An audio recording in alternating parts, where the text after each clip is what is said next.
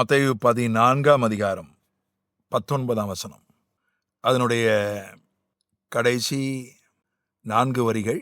அண்ணாந்து பார்த்து ஆசீர்வதித்து அப்பங்களை பிட்டு சீஷர்களிடத்தில் கொடுத்தார், சீஷர்கள் ஜனங்களுக்கு கொடுத்தார்கள். அப்பங்களை பிட்டு சீஷர்களிடத்தில் கொடுத்தார், சீஷர்கள் ஜனங்களுக்கு கொடுத்தார்கள். ஏன் ஆண்டவரே கொடுத்துருக்கலாமே நேரடியா? எல்லாரும் லைனாக வாங்கப்பா, வாங்கிட்டு போங்கப்பானா, இப்போ அப்படி தானே, பொஃபேன்றது அதுதானே, சுயசேவை அப்படின்றது அப்படி தானே. வரிசையில் நிற்கிறாங்க.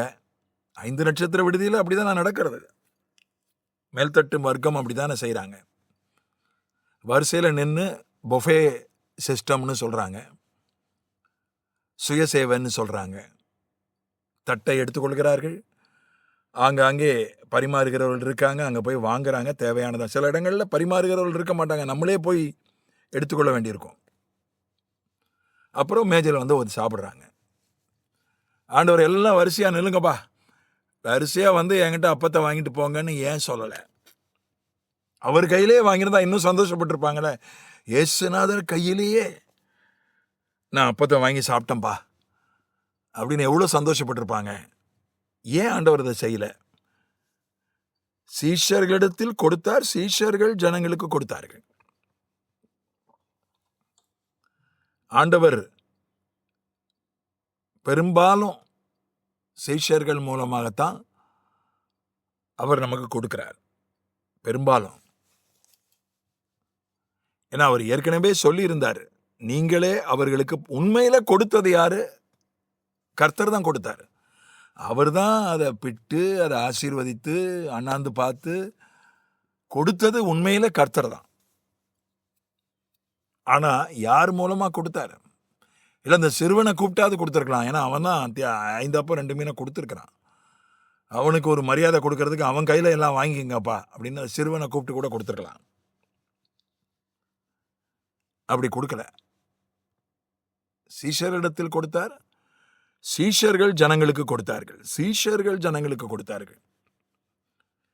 சீஷர்களை ஒரு கருவியா பயன்படுத்துறதா நம்ம பார்க்கிறோம். சீஷர்கள்னா அப்போஸ்தலர்கள் மட்டுமல்ல, ஏன்னா 25,000 பேருக்கு 12 பேர் பரிமாறுவது என்பது முடியாது. சீஷர்கள் அப்படி என்று சொல்வது எல்லாரையும் குறிக்கிறோம். ஒரு 70 பேர் உதவிக்காரர்கள் இருந்தார்கள். ஆசிகளால் ஊழியம் செய்கிற சூசன்னா, யோவன்னாள், மகதலேனா மரியாள், இவங்கெல்லாம் கூட இருந்தாங்க. ஒரு குறைஞ்சபட்சம் ஒரு 100 பேராவது இயேசு கிறிஸ்துவோடு இருந்தாங்க. எல்லாரும் சீஷர்கள் தான்.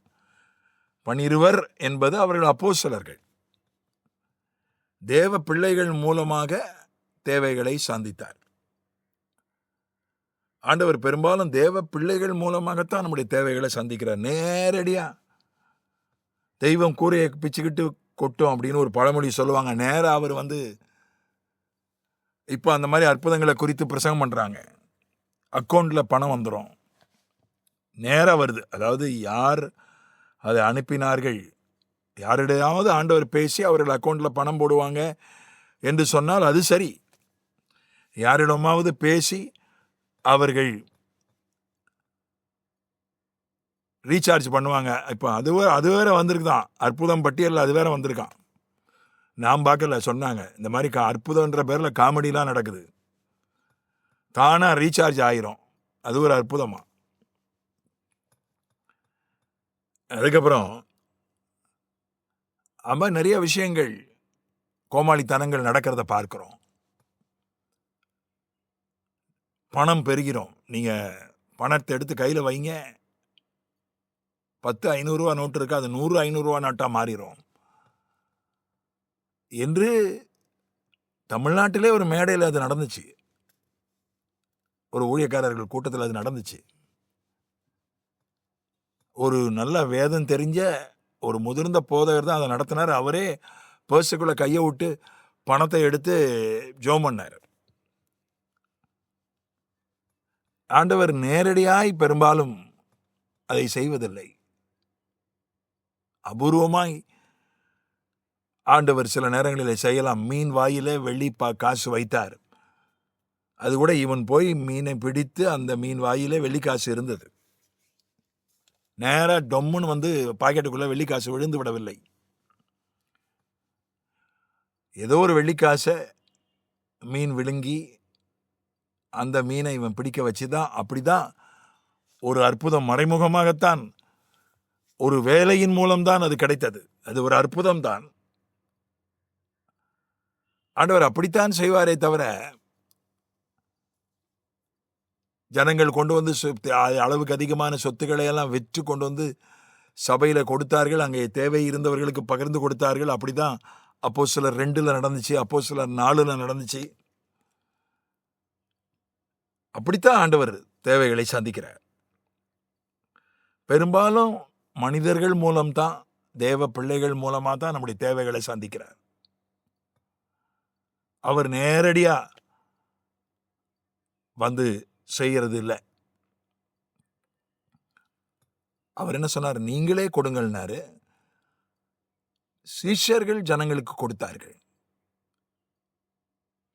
அதனால இந்த ஒரு உறவு, தேவ பிள்ளைகளோடு மனிதர்களோடு நமக்கு சரியான உறவு தேவை. உறவு இருந்தால் தானே வாங்க முடியும். அவங்க மூலமா தான் ஆண்டவர் செய்கிறார். சிலர் நினைக்கிறாங்க, எனக்கு எவனும் தேவையில்லை, ஆண்டவர் மட்டும் போதும். நம்முடைய அடிப்படை நம்பிக்கை, அடிப்படை அன்பு, அதெல்லாம் ஆண்டவர் தான். அதில் எந்த சந்தேகமும் இல்லை. மகிமையை ஆண்டவருக்கு தான் கொடுக்கணும். இந்த மாதிரி சில விஷயங்கள் அது ஆண்டவருக்கு தான், அதில் எந்த மாற்றமும் இல்லை. ஆனால் பல காரியங்களுக்கு நாம் தேவ பிள்ளைகளோடு நமக்கு சரியான உறவு தேவை. மனிதர்களோடு, சக மனிதர்களோடு நமக்கு சரியான ஒரு உறவு தேவை. எனக்கு எவனும் தேவையில்லை, எவன் தயவும் தேவையில்லை என்று சொன்னால் ஆண்டவர் தருகிற பல விஷயங்களை நாம் தவற விட்டு விடுவோம். ஆண்டவர் நமக்கு மனிதர்கள் மூலமாகத்தான் ஒரு ஆலோசனையாக இருக்கலாம், ஒரு உற்சாகமாக இருக்கலாம், ஒரு வழி நடத்துதலாக இருக்கலாம், ஒரு விஷயத்தை கற்றுக் கொடுப்பதாக இருக்கலாம், ஒரு பண உதவியாக இருக்கலாம். பணம் மட்டும்தான் இல்லை, எதுவாக இருந்தாலும் ஒரு சேவையாக இருக்கலாம். ஒரு மனிதன் மூலம், ஒரு தேவ பிள்ளை மூலம்தான் ஆண்டவர் நமக்கு தருகிறார், நேரடியாக தருவதில்லை. அப்போ தேவ பிள்ளைகளோடு நமக்கு சரியான உறவு இருக்கணும். இவன் கையிலலாம் நான் வாங்கி சாப்பிட மாட்டேன்.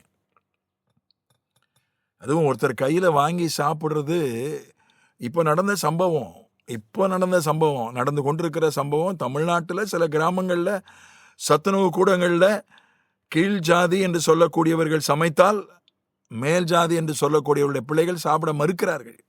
இப்போ தமிழ்நாட்டில் கிராமங்களில் சில இடங்களில் நடந்து கொண்டிருக்கிற விஷயம்.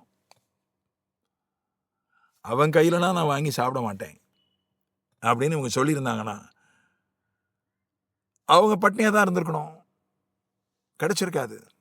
இப்போ சரியான ஒரு உறவு நமக்கு தேவை. தேவ பிள்ளைகளோடு, சக மனிதர்களோடு ஆண்டவர் அவர்கள் கருவியாக பயன்படுத்தி தான் நம்முடைய தேவைகளை சந்திக்கிறார். ஆகையினால தேவ பிள்ளைகளோடு, சக மனிதர்களோடு சரியான உறவை கர்த்தர் நமக்கு கட்டளையிடுவாராக. அதிலே நாம் கவனம் செலுத்துவோமாக. ஆமென்.